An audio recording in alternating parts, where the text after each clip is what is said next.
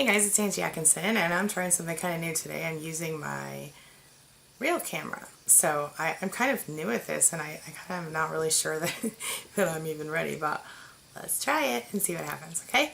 Alright, so we're going to talk today at queenbeing.com about narcissists and public humiliation. And we're going to talk about how and why narcissists shame you publicly. Alright, let's get started.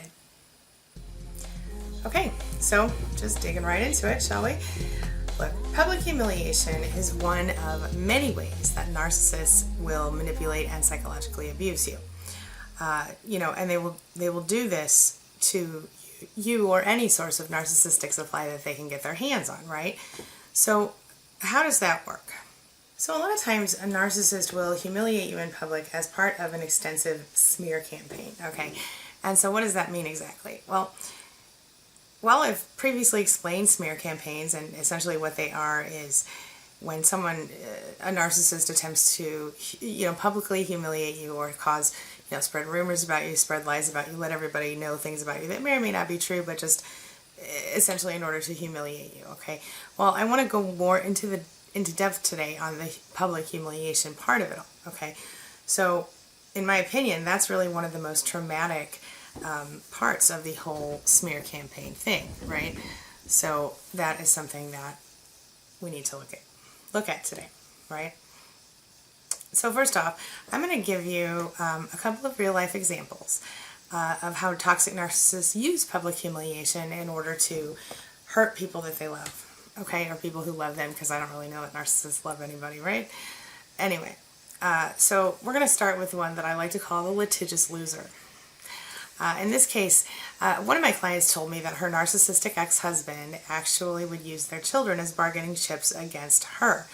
And he would also poison the children against her, okay? Then he would intentionally push, poke, agitate her until she kind of got to the point where she was like, oh my God, shut up. And, she'd get upset, she'd get confused because of the gaslighting and everything else. And he would then start to videotape her. And he would, later, or even sometimes during the same argument, show it to her and say, look at this, look at who you are, da da da da da.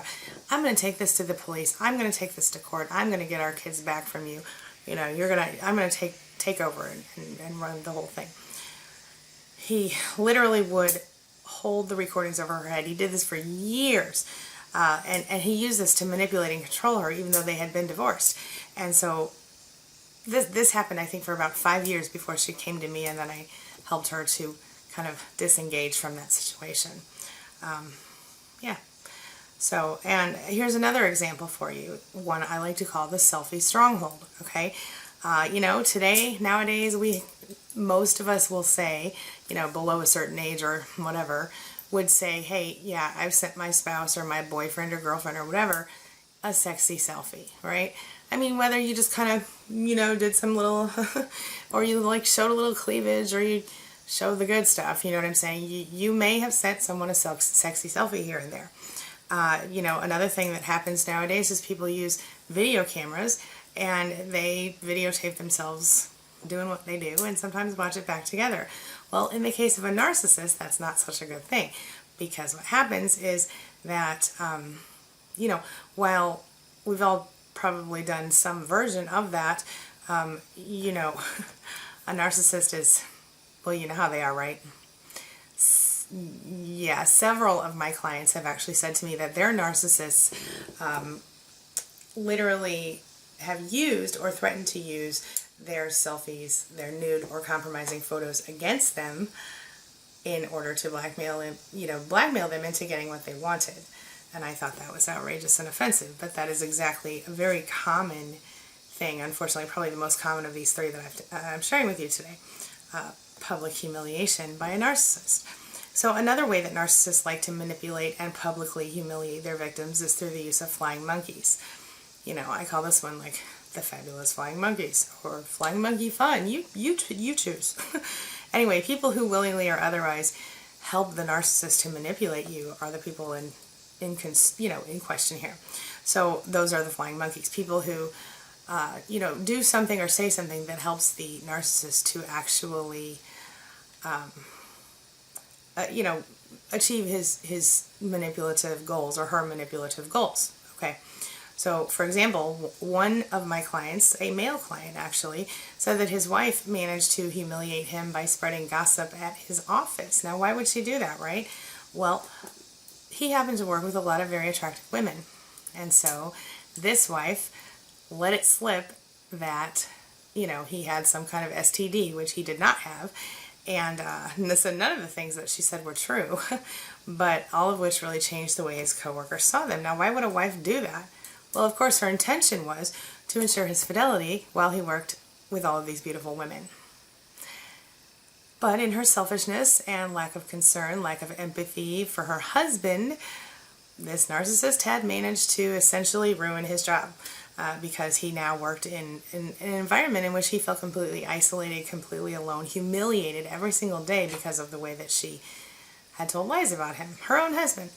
The environment actually became so toxic that he eventually left the job and moved on. But that didn't work out that bad for him in the end, because in reality he got divorced a few months later and recently moved on with a healthier woman. So there's hope. All right, in all three of those cases, though, there's this one similarity. And I'm not talking about the obvious one. Okay, I guess there are a couple similarities. But I'm talking about the fact that none of these people initially recognized that they were even being abused, or at least they couldn't admit it to themselves. All right? So I want to talk about that right now.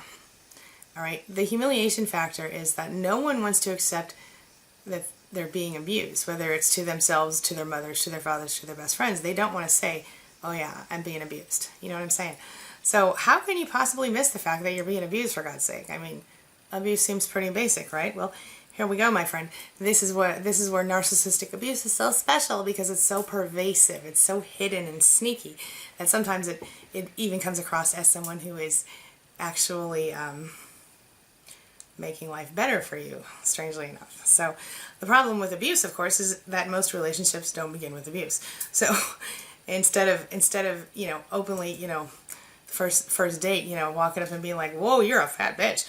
A narcissist isn't going to do that. He's going to start out, or she's going to start out with, subtle things. And it'll be little subtle shifts. Like at first, everything will be wonderful. Everything will be peachy, soulmates, la la la. The next thing you know, you're talking about things that are wrong with you. It's going to just spiral from there. And along the way, as the abuser feels more confident, the silent reprogramming becomes increasingly intense, and pretty soon the abuser's in full control and you don't even remember who you are anymore. Now, in most cases, by the time the victim becomes, aware of the abuse, the victim is so brainwashed that he or she, because, just to be clear, men can also be victims of abusive relationships with women, as well as other men, depending on the circumstances. Now, but the person who's being abused is so brainwashed that they don't fully understand the actions that are being used against them as abuse. Okay, so that person will actually take the blame for the situation they're in. It's really bad. Victims can not often be convinced that they're experiencing abuse in the first place. So because they're so busy justifying their behavior or the behavior of the abuser, either way, that they can't see it for what it is, because people around them are saying, what is wrong with you? Why are you not leaving? Why don't you just leave? Why would you tolerate that? And eventually that makes the victim stop talking, and that's actually unhealthy for everyone involved. But when the victim is so busy justifying the behavior of the abuser that they can't see what it is, then that's how they don't see it. You feel me? The other thing is that in a lot of cases, it's real simple. Nobody, especially strong, intelligent people like you and me, nobody wants to admit that they are being abused, or that they've even been abused, and that they allowed it to happen. But if you recognize, if you're honest with yourself, you know that if you think you're being abused, you probably are, first of all. Let me just put it out there. And if you recognize some of the following patterns in your own relationship, it's quite possible that you are, in fact, a victim of abuse. So maybe this will help you to kind of clarify in your mind, exactly what you're trying to figure out here. So let's talk about a few warning signs that you're being abused, okay? Number one, You're more isolated than you used to be. Do you think that you could say that you've been cut off from friends and family up to a point, more than usual, or more than you used to be anyway? Does your partners seem like they want to drive a wedge between you and other people you're close to? Or if the narcissist isn't your partner, if it's a family member or coworker, are they attempting to isolate you from other people in your life? Does this person make you choose between them and other people who love you? Do they give you ultimatums? Friends, family members, again. Okay, let me just say something else. It's not necessarily going to be in the form of an ultimatum that someone's going to ask you to choose between you and your mother, or you and your sister, or you and your best friend, or whatever, okay? It's going to look like this. It's going to look like they're going to cause drama with that person, and when that person becomes entangled in the drama. So these are all signs of the beginning of isolation. An abuser knows that his power over you has to be absolute in order for him or her to just really have that true dominance they seek, right? So friends and family members are going to be competition for the attention, okay? This even goes right into your own child. If you have a child with a narcissist will often feel incredibly jealous of that child because of the way that, you know, you actually pay attention to the child, and so they will blame you for that, okay? This is a sign. Another good sign is you have no control over your money. You know, if your partner is, fully controlling the finances, you should remember that that's not acceptable. You should be equal partners in a healthy relationship when it comes to money matters. Now, if your partner holds all of the power financially and then has the power that gives them the power over your ability to stay or go, to leave, to spend money. If those things are all in effect, then you're also being abused. Financial abuse is a common thing among narcissistic abuse survivors. All right, one more sign, number 3. You are really missing the signs that someone else may consider obvious. So maybe because the signs have snuck up on you and you're not ready to admit what has happened to you, that you're just being abused at all, because like I said, nobody wants to admit that. Nobody, especially intelligent people like ourselves. And who would blame you for that? You know what I'm saying? I mean, even if you think it's not a big deal, you know, be honest with yourself. You know, does your partner ever physically hit you, even if it seems kind of innocent? And do you think that this person has ever struck at you in anger, whether physically or verbally? Does your partner ever call you names or put you down? Are you being humiliated in public? Are you being controlled? Are you being made to feel inferior? These are all signs that your partner's abusing you. Some insults are more subtle than others, like I said before, and as are some of the physical violence techniques that are being used against people in every day today. You know, every day, in every income class, in every race, in every culture, someone's being abused. It's not something that is culturally exclusive or racially exclusive or religiously exclusive. Every single type of person on the world is potentially in line for this type of abuse.